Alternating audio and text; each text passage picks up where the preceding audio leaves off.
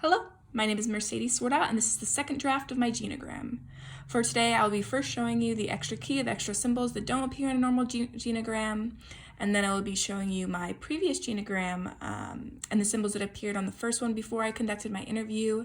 I will also be mentioning my interview questions to show you how I ended up with my final draft of my genogram that I'll be showing you today. And now, just a quick recap. The subject of my genogram is my childhood best friend. We'll call her T, and her family unit. And while she does have 2 children of her own, we will not be focusing on her singular unit. We'll actually be focusing on the unit of her and her family, so her siblings and her parents, and then her parents' parents, so her grandparents and their siblings, and how that all, the relationships in those 2 units affected the entire 3-generational family as a whole. So first, I'm going to be showing you the extra key for the symbols that don't appear in a normal genogram. Well, I did show you this in my last draft. I did want to add some more after I connected my interview, so I'll be showing you it just one more time. So first, we have the purple triangle for the homemaker, the red dash will appear in the lower right-hand corner of some for the pest control company, which is the family company. The green circle that will appear in the lower left hand of the symbols for addiction.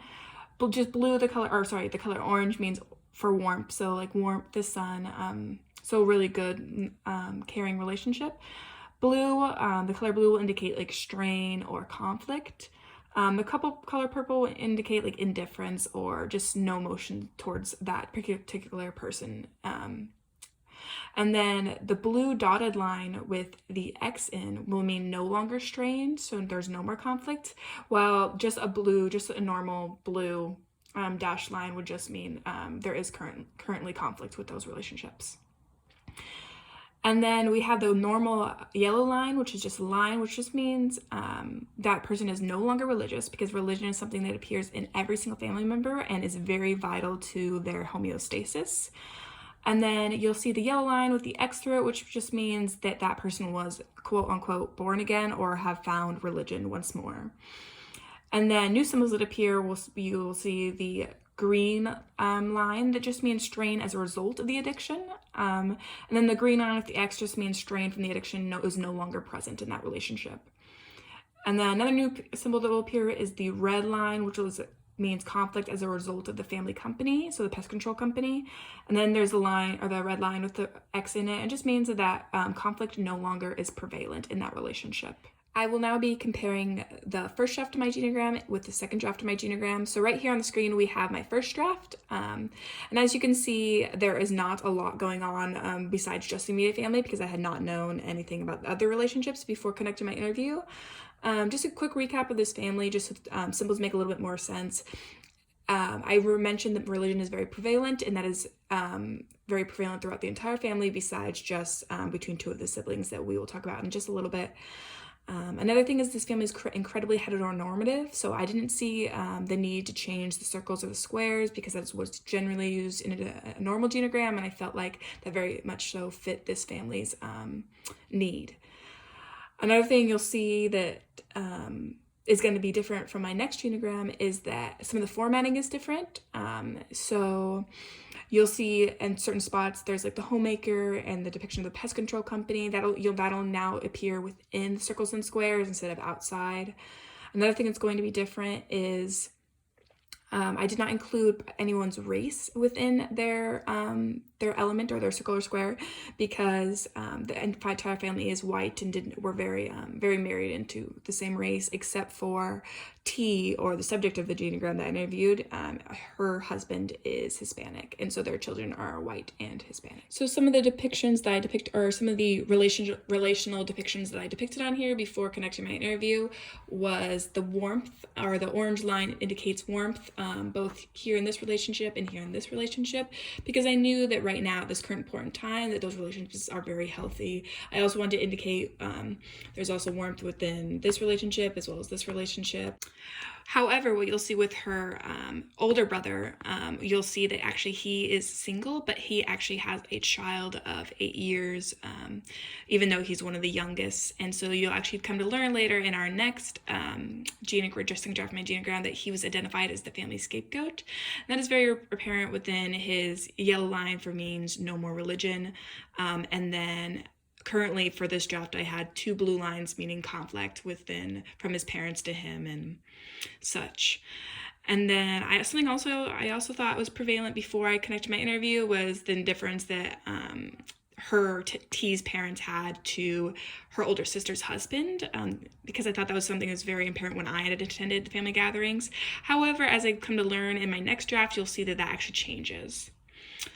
Not much changes from this draft to the next draft. It's more so things are added on. As you'll see, the red lines for the pest control company are here, and then the purple triangles for the homemaker. And so now that we've quickly recapped what I had for my first draft of my genogram, we are now going to be moving on to my second. So what you're looking at now is the second draft of my genogram, and as you can see, there's a lot more going on here. I learned a lot through connecting my interview. Some of the most prevalent things right away, you can see that I actually learned the X through the circles and squares means that person has passed. So I learned that her grandparents on her mother's side has passed, and then the grandma on her father's side has passed. You can also see there's a lot more green, which we'll come to in just a second when I explain that in just a little bit. And then you'll see a lot more red as well, and honestly a lot more orange too, and we will go over why that is in just a second when we go over the interview questions. So the first question I asked the subject T was, has there been anyone in your family that has struggled with addiction or mental health issues? And immediately she answered yes, her mother. When T was a young child and a teenager, her mother struggled heavily with addiction, and as you can see, as a result, a lot of the relationships within the family were super strained. When T was a teenager, her mom actually went to rehab a lot, and that actually left her home alone because T was so young. The age gap between the siblings was so large. She was the only one left at home at the time. And so while her older siblings had a lot of distrust towards their mom and didn't trust them or her mom to take care of T correctly, her dad actually had to be the breadwinner, even though he kind of already was, but he really had to step up the plate, and he worked a lot. The family company wasn't doing well at the time. So the addiction actually caused T's relationship with her father to be strained, which is depicted right here, as well as her mother and her father's marriage was also very strained because of the addiction. Something that she really wanted to add when she was answering my question was that she had a lot of distrust towards her mother, and so did her siblings because of this, because her mom obviously relapsed several times, and so for a long time she didn't have trust for her mom to not consume alcohol or take pills again. And so it really caused a lot of conflict when she was in her teen years, as well as kind of her later childhood. And so, but during that time when her mom was actually coming out of it, she learned that her mom's father had actually struggled with addiction really heavily, and that as a result of that, her mom's family unit was very strained and very not positive. And as you can see depicted right here, there's a blue kind of jagged line, and that's because her father actually became physically abusive, grandfather actually became physically abusive to her mother because of that addiction. So as you can see, addiction has actually traveled through the generations on her mom's side of the family, starting with her grandfather and then going to 2 of the siblings, both her mother and her sister, and then traveling now down to her older brother and T herself, who both also struggled with alcoholism and a pain pill addiction. And so it's clear in the genogram from when I was listening to her answer my questions is that addiction was very prevalent in her family history. And so as a result, so was conflict. And that is a direct note to our material that addiction within family can easily cause conflict or, unfortunately, physical abuse, which is depicted right here between her grandfather and her mother. Now, though, something she did mention at the end of that question was it took her a long time to really trust her mother again, but when she did, her relationship actually became stronger, which is why, and that's the same for the whole family, which is why there's an orange between the entire family unit, because their family now is very positive. She actually mentions, when I asked her what her family motto was, is that we move forward. And I asked her how would you describe your family dynamic to others? And she said mostly positive. We support each other and show up for each other, and that's something that's very important to us. And she also said that this line of thinking that they have now as a unit is because of how much they went through when her mom was struggling with her addiction. And then one more thing that's important to note before we move on from the addiction is that addiction only appears on her mom's side of the family, which is something that T actually talked about a lot, was that part of the reason why her mom and dad's relationship was so strained during that time was because her dad's family did not believe in any sort of consumption at all. Actually, none of them ever used cigarettes. So that really showed a difference in family history between the two. So moving on from the green lines of addiction, something else that is different on my second draft versus my first draft of my genogram is actually the blue line, dotted lines. It's pointed towards her relationship with her mother and T, and then her older brother and her mother. And that's actually that conflict, which is what the dotted blue lines mean, is because of their now addiction, because T and her older brother both felt as though it was their mom's fault that they were introduced to drugs and alcohol at such an early age, and so that actually caused a lot of conflict. Besides addiction, though, for her older brother at least, as you can see, there is something important to note is the line is actually crossed. There is no more conflict between at least T and her mother because of that, because now they have a strong relationship. And actually mentioning when I actually asked her, like, who taught you how to love or to deal with conflict, she said it was her mother, and it was because of the experiences they went through when they faced addiction. And so moving on to her brother, though, as you can see, he has both a blue dotted line between both his father and his mother. And the reason why I chose to depict that was because, as you can see, that yellow line means no religion. And that's really caused a lot of strain. He's also a single father. He's the only one who kind of gave birth out of marriage. And so and that's something that really doesn't abide by their religion and their expectations as a family. And he really shakes the homeostasis, which goes back to the family systems theory. And therefore, when I asked her like questions like I showed her like a pamphlet, and I asked her who's the family hero, family placater, scapegoat, lost child, and the scapegoat was her older brother Jay, which is what we'll call him, because of mostly because he's not religious, and he struggled with addiction, and he has a daughter who's 8 years old, and he had her when he was around 19, and he wasn't married, and the mom is no longer in their family anymore. And so that actually he was someone who shook the family homeostasis. But then with her other family unit, though I asked her all the other family roles that show up in the family systems theory, she did give them each a role, but from my point of view, from the way she was speaking, it actually didn't shake the family homeostasis too much, though it all contributes to it, as you can see in a family, from the family systems theory. It's very prevalent, those ideals in this family as well. And then one last thing of the religious aspect of this family as well is that when I asked her, when she first told me about all her family and how each of their job wise, that most of the women were homemakers, indicated by the purple triangle you see in the here, and that the male sides were mostly joined the pest control company, which largely comes from her dad's side. As you can see, T's husband works there, so do two of her brothers. One of her brothers and her sister's husband, and then her dad and his brother, and then their dad also was the founder of the company.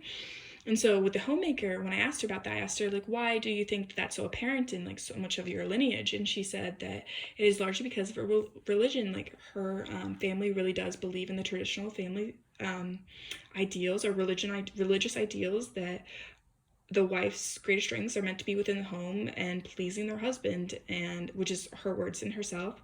And this ideal has definitely been passed on between her generations. And then when I asked her about the family pest control company, I asked her, how do you think that the family company has affected your family? Do you think anyone in your family has felt pressure to work there solely because it's a family business? And she said yes and no, because it's a great opportunity to be offered financial stability, because obviously they don't have to apply, they work there automatically.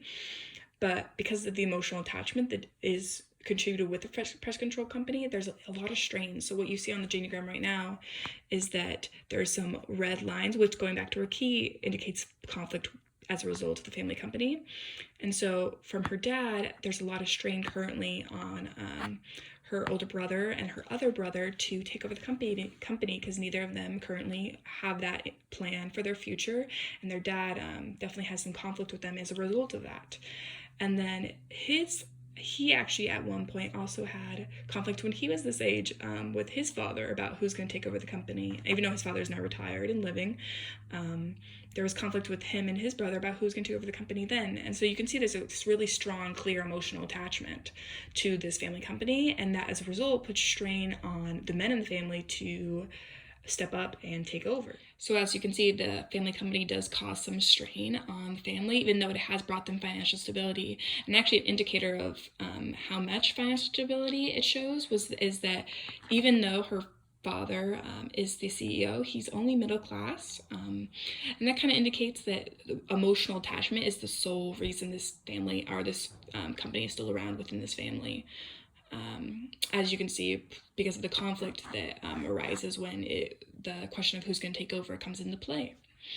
And so now we've talked about why the specific symbols towards this family within this genogram. And the last thing that's important to note is that I asked her, what are some expectations you believe your family hold for each other, and what pressures have you felt? And she said that what I had mentioned earlier is that they expect each other to show up for each other and be positive and be presentable in family gatherings. And during this time, she also mentioned that that is probably because her father did not have a positive relationship with his parents. Was largely indifference, which is what this purple dotted line means from here to here. While he's close to his brother because he works at the company, he's not very close to his mother, or wasn't very close to his mother, and isn't very close to his father.